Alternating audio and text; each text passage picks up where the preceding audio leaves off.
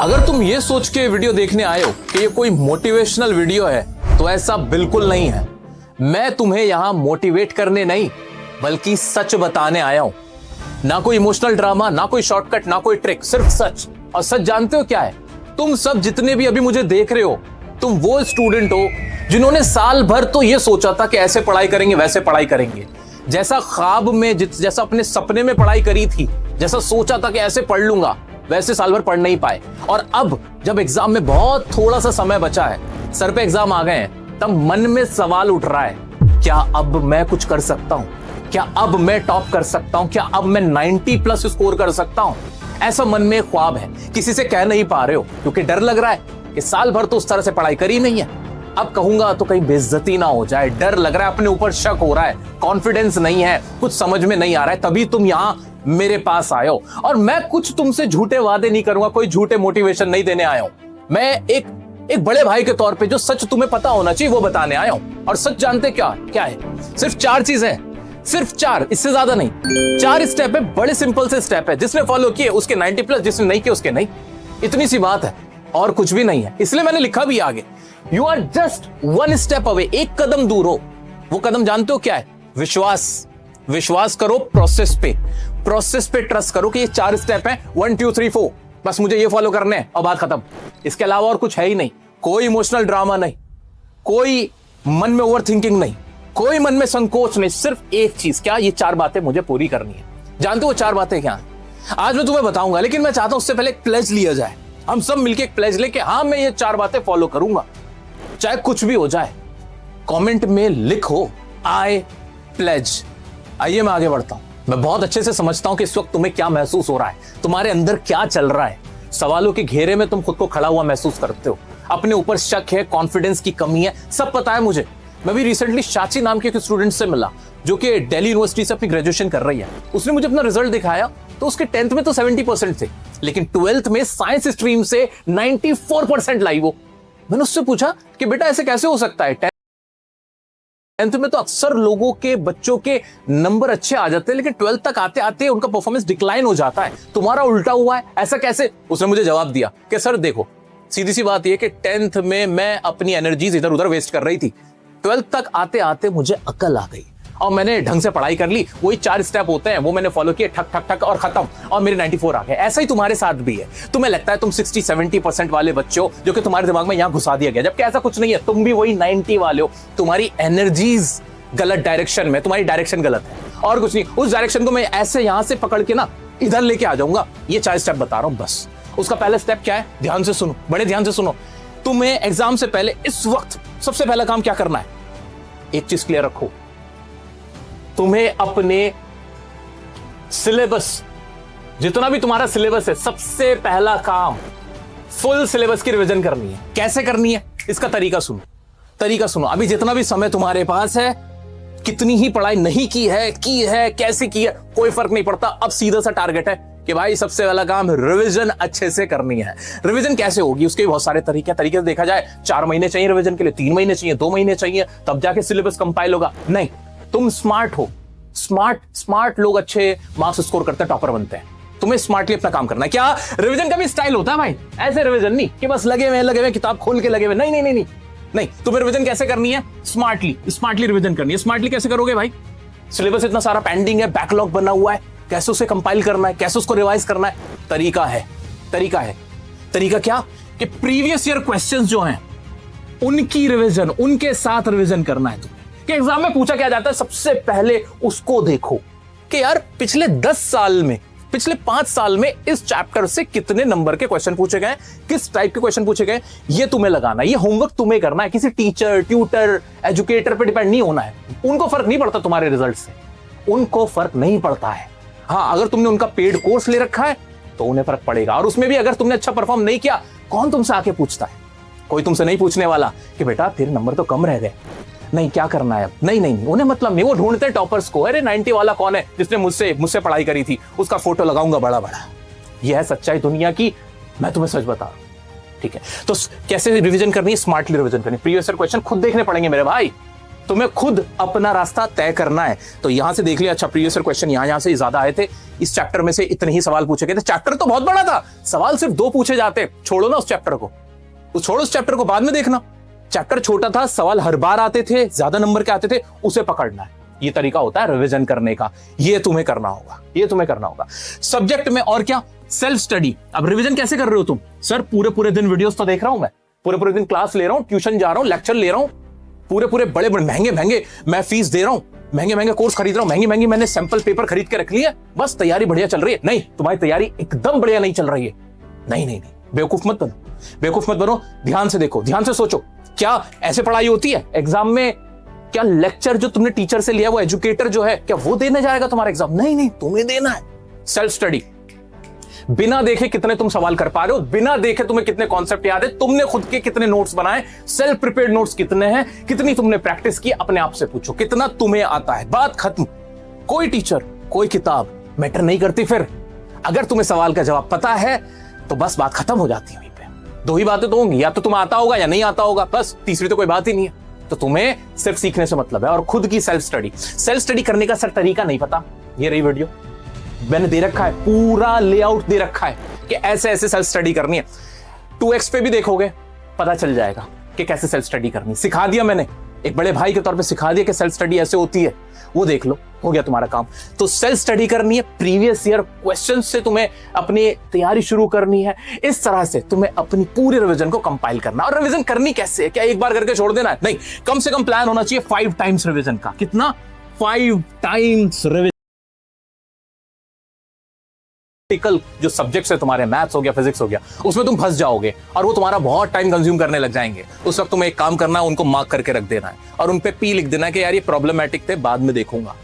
और जो आसान वाले, जो थोड़े एवरेज क्वेश्चन है, पहले उनको बढ़ाना है, उनको ज्यादा प्रैक्टिस करके पहले रख लेंगे, बाद में एंड में देख लेना कि अच्छा ये 5-7 ही क्वेश्चन तो थे, यही तो थे, 10 क्वेश्चन ज्यादा 10 ही तो होंगे, इससे ज्यादा कितने होंगे, उन 10 क्वेश्चन को लास्ट में बाद में देखूंगा, ताकि तुम साइकोलॉजिकली अच्छा महसूस करो। ये नहीं कि एक क्वेश्चन पे तुमने 2 घंटे लगा दिए, तुमसे सॉल्व होके नहीं दे रहा, तुम लग गए उसके पीछे, लग गए, नहीं पागलपन सवार हो गया। No no man, you are very smart, you are smart.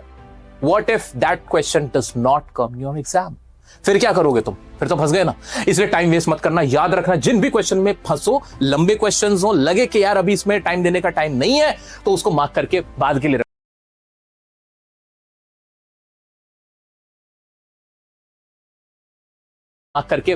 रखो। हो सकता है एग्जाम में आए ना, हो सकता है चॉइस में आए, बहुत सारी चीजें हो सकती हैं। तो पॉजिटिव रह के तुम्हें पढ़ाई करनी है, अपना टाइम बचाना है, स्मार्टली स्टडी। तुम्हें 4 का टेबल आता है?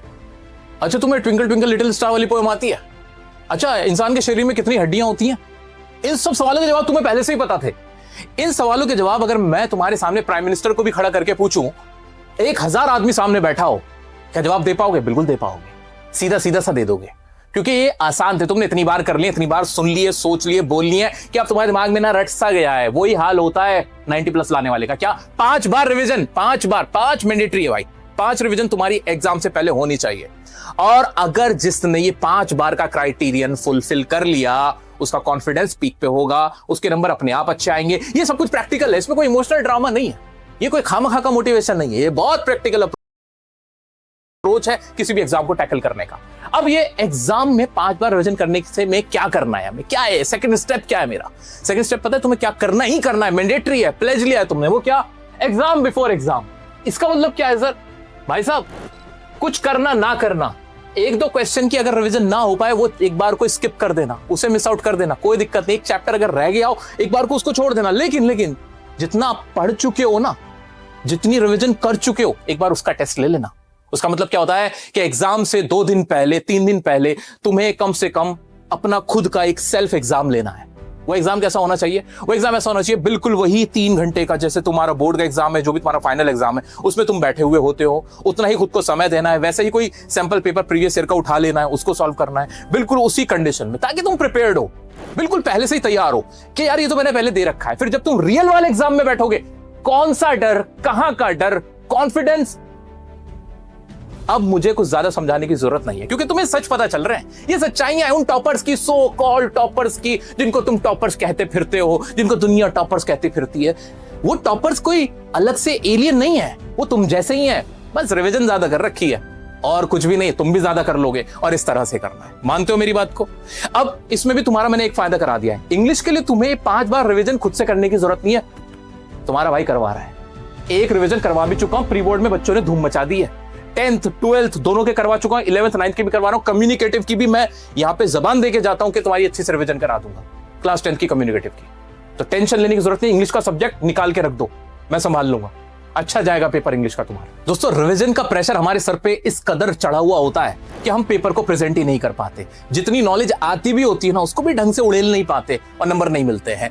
टॉपर्स लोग क्या कर रहे होते हैं, जिनके नंबर अच्छे आ रहे होते हैं, उन्होंने क्या खास किया होता है भाई, उनकी कॉपीज जाके देखो, पेपर प्रेजेंटेशन ये भूलना मत। जानता हूं कि प्रेशर में हो, जानता हूं कि लग रहा है कि अभी आता नहीं है, जानता हूं कि तुम्हें इस वक्त ये है कि किसी तरह सिलेबस रिवाइज कर लूं, लेकिन एग्जाम से पहले इस चीज का ध्यान रखना है, क्या अपनी अभी रिवीजन के टाइम पे इन चीजों की प्रैक्टिस करते हुए चलना।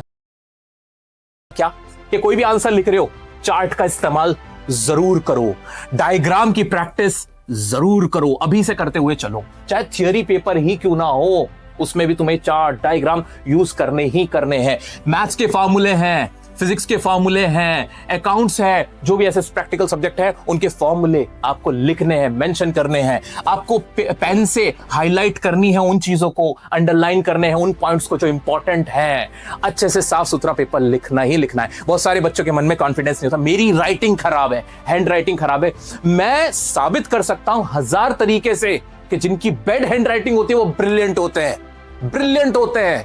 दिखा सकता हूं, उठा के तुम देख लेना किसी आईएएस ऑफिसर को, किसी बहुत बड़े डॉक्टर को, आईआईटीएन को, किसी को भी देख लो, हैंड राइटिंग गंदी होती है, बिल्कुल गंदी जिसे कहते हैं, लेकिन उनकी जो क्रिएटिविटी होती है, उनका जो टैलेंट होता है भाई, मास्टर लोग होते हैं। तो गुड हैंड राइटिंग हो ना हो, साफ हैंड राइटिंग होनी चाहिए, नीट एंड क्लीन लिखना है। पेपर प्रेजेंटेशन भाई ये पता होना चाहिए, ये तुम्हें करना है, मैंने नहीं किया था, तुम करना। चार्ट बनाने ही हैं, हर सब्जेक्ट में ट्राई करना है, अलग अलग ढंग से ट्राई करना है, ये सब कुछ तुम्हारे लिए मैंडेटरी है। अब last but not the least, fourth last step है, जिसने 3-4 स्टेप कर लिए, मैं दावा करता हूं, मैं वादा करता हूं, मैं प्रॉमिस करता हूं, गारंटी लेता हूं भाई, रिजल्ट मैक्सिमम ही होने वाला है, कम नहीं हो सकता है। फोर्थ क्या है हमारा स्टेप? Time management. पेपर आता है कि नहीं आता है, उसमें हम इतना फंसते हैं, ये सोचते ही नहीं कि पेपर छूट ना जाए। क्या तुम्हारे पास अगर 7 पेपर हैं तो 7 के 7 पेपर तुम पूरे करके आओगे 100 नंबर के या 80 नंबर के अगर होते हैं वो? क्या लगता है तुम्हें, पूरे करके आओगे तुम? तुम्हें लगता है ऐसा? अभी तुमने इस बारे में सोचा ही नहीं है, तुम्हारे इस तरफ ध्यान ही नहीं है, यार पेपर छूट ना जाए।